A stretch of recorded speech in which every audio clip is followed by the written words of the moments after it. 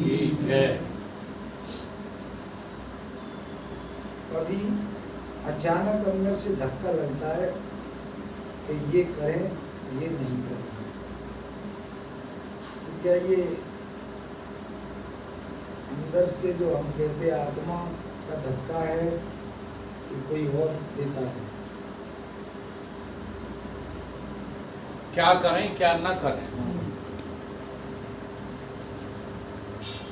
क्या करें या क्या न करें, इसको जो है कौन प्रेरित करता है, इस विषय में अभी कल ही जो है प्रश्न खड़ा हुआ था केनोपनिषद। केनोपनिषद यहीं से प्रारंभ होता है, जिसमें शिष्य अपने सद्गुरुदेव भगवान से पूछता है कि प्रभु वो कौन है,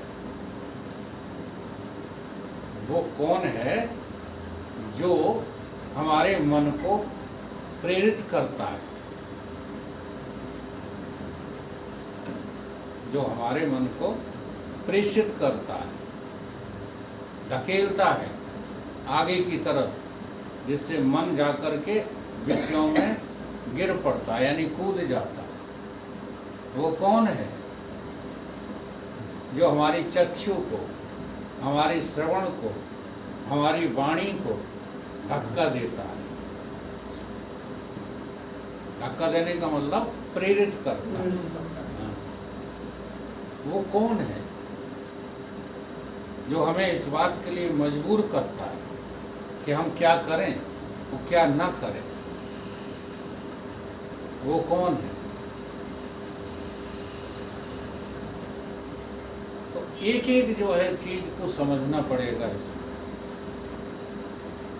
जैसे मन को लेकर के आज चर्चा करते हैं, जैसे वहां पर तो चर्चा की है इंद्रियों को लेकर के, लेकिन हम मन को लेकर के करते हैं। जो मन का भी मन है, सद्गुरुदेव क्या जवाब देते हैं? जो मन का भी मन है। अब मन का मन कौन है? जो बुद्धि की भी बुद्धि है। यहाँ तो आप जो है समझ करके कह दोगे कि मन का स्वामी बुद्धि है, लेकिन उससे तात्पर्य नहीं है। यहाँ सभी को लिया गया। उस बुद्धि का प्रेरक कौन है? जो बुद्धि की भी बुद्धि है, जो मन का भी मन है, जो इंद्रियों की भी इंद्रियां, स्रोत का स्रोत, नेत्र का नेत्र, वो कौन है? अब समझने में हम यहाँ भूल क्या करते हैं, जब ये कहा जाता है कि नेत्रों का नेत्र कौन है, मन का मन कौन है, तो यहाँ तुमने वेदांत पढ़ रखा है तो तुम कह दोगे चंद्रमा। हाँ, तो ये तुमने जो है केवल चंद्रमा को क्या समझ लिया? चेतन समझ लिया। चंद्रमा चेतन नहीं है। अगर चंद्रमा चेतन होता तो चंद्रयान की खोज करने वाले को चेतन मिला होता, जड़ चंद्रमा नहीं मिलता। जब यहाँ से हमारे वायुयान वहाँ पहुँचे हैं, रॉकेट बोलते हैं, क्या बोलते हैं? फ्रिज आप तो कुछ और शब्द है उनको। तो वो वहाँ गए, क्या मिला? जड़ मिला कि चेतन मिला? जड़। अब वो जड़ तो जो है हमारे मन का प्रेरक नहीं हो सकता, क्योंकि जड़ वस्तु को ढकेलने के लिए चेतन की जरूरत होती है। जैसे कार को चलाने के लिए किसकी जरूरत होती है?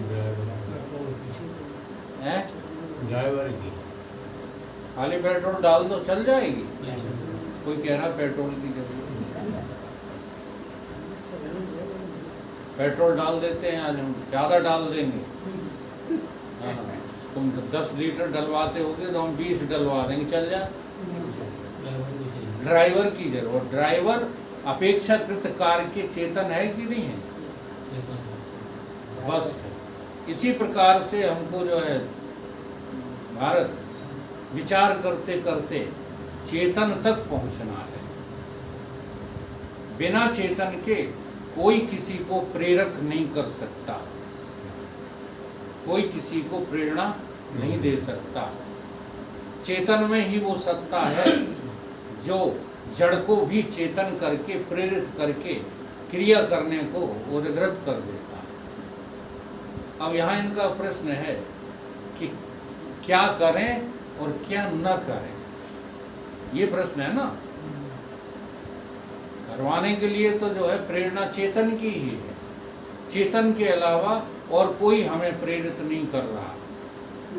हमारे जड़ अंतःकरण को चेतन ही प्रेरित करता है, हमारी बुद्धि को चेतन ही प्रेरित। सारी प्रेरणाएं हमें कहाँ से मिलते हैं? चेतन से। उदाहरण के लिए सारे बल्ब, पंखे, मशीनें कहाँ से चलती हैं? बिजली से। बिजली से चलती हैं कि करंट से चलती हैं? बिजली है ना। लेकिन क्या बिना करंट के चल जाएंगी? तो बिजली क्या करती है?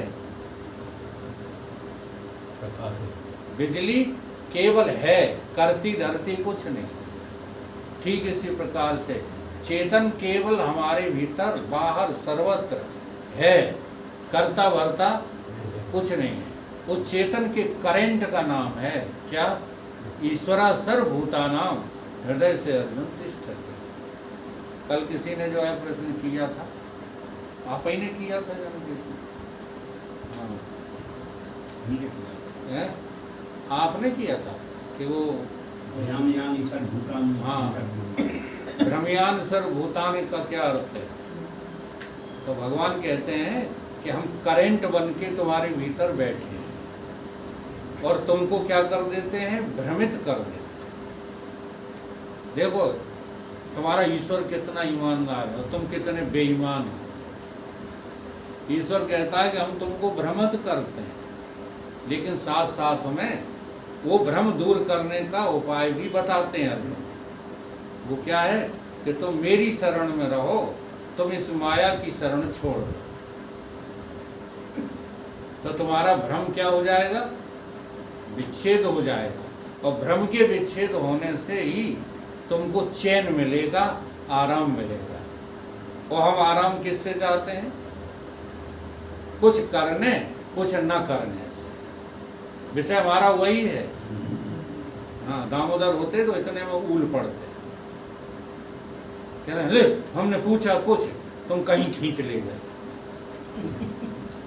तो बात का जवाब तभी समझ में आता है जब उन बातों की पूरी जो है भूमिका समझ में आ जाए। नहीं कैसे समझ में आएगा? तो ईश्वर तुम्हारे भीतर बैठ करके तुम्हारे अंतःकरण को प्रेरित करता है। अब तुम्हारा अंतःकरण, ध्यान रखना, अगर शुद्ध है तो भगवत प्राप्ति करने के लिए ही कोशिश करेगा। और तुम्हारा अंतःकरण यदि अशुद्ध है तो संसार के कार्यों को करने में लग जाएगा। क्या करना चाहिए, क्या न करना चाहिए, ये तुम्हारे अंतःकरण के ऊपर निर्भर है। जब संसार के कार्यों में मन लगे तो समझ लेना चाहिए कि मेरा अंतःकरण अभी शुद्ध नहीं है। जब परमात्मा प्राप्ति में तुम्हारा अंतःकरण पूर्ण रूपेण से आसक्त हो जाए, चैन न मिले बिना परमात्मा प्राप्ति के, तो समझ लेना चाहिए कि अब मेरा अंतःकरण शुद्ध है। और शुद्ध अंतःकरण परमात्मा की ओर जाने वाले यत्न करता ही रहेगा। वो अशुद्ध अंतःकरण संसार की उन्नति चाहने के लिए कार्य करता ही रहेगा। तो स्पष्ट जो है इसमें अनुभव है। जी हाँ, क्या? अंतःकरण की शुद्धि और अंतःकरण की अशुद्धि। अशुद्ध अंतःकरण सदैव संसार के ही कामों में व्यस्त रहता है और शुद्ध अंतःकरण वाले सदैव ईश्वर की प्राप्ति के यत्नों में लगे रहते हैं। यही आपके प्रश्न का सही उत्तर